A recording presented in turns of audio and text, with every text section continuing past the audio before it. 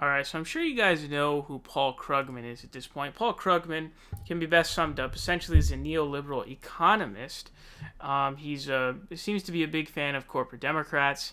Now, the Bernie campaign had basically posted this op-ed article from Zephyr Teachout, who's a law professor and essentially like specializes in anti-corruption.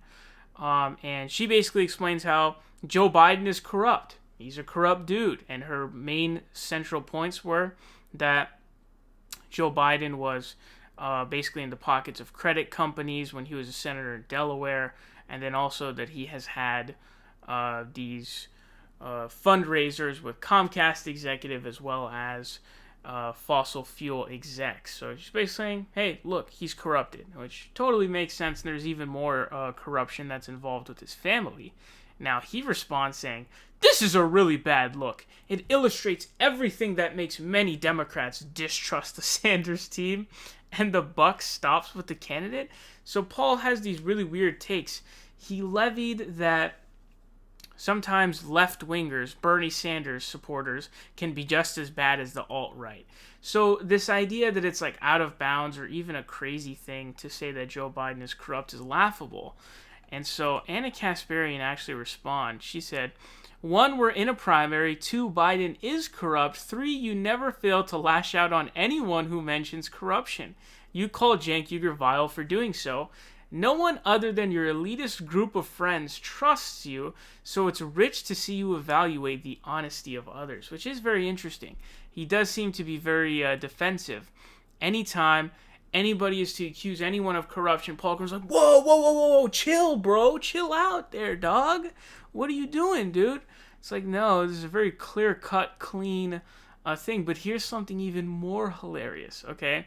So this is an article from July 22nd, 2019, all right, by Paul Krugman. It's titled, Biden and Sanders Behaving Badly, a Bad Faith Debate Over Healthcare Coverage. Now, if we look at this is really hilarious, okay? It says, instead, Sanders is arguing that only single payer can purge corporate greed from the system, an assertion belied by European experience, and broadly hinting that Biden is in the pocket of corporate interests. That's a criticism you can level about some of Biden's past policy positions, like his advocacy of the 2005 bankruptcy law, but it's not a fair criticism of a health plan that's actually pretty good, and which most people would have considered radical just a few years ago. So, in this article from July, okay, of 2019, all right, July, it's like 6 months ago, this guy is saying, yeah, you can levy a criticism of Joe Biden being corrupt, which the central point of Zephyr Teachout's op-ed was, look, he was in the pocket of corporate interest of, creditors. And so here he is in July saying, you can be critical of that. But then now, when we're here in 2020, now it's like, whoa, dude, calm down, bro. Don't you dare call Joe Biden a corrupt guy. Like, wow, you're so out of bounds, dude. It's so hilarious. I mean, he just keeps lowering and lowering his entire reputation and his credibility by doing this kind of garbage and this kind of crap, okay, because calling Joe Biden a corrupt person is not even controversial. It's not even controversial, okay?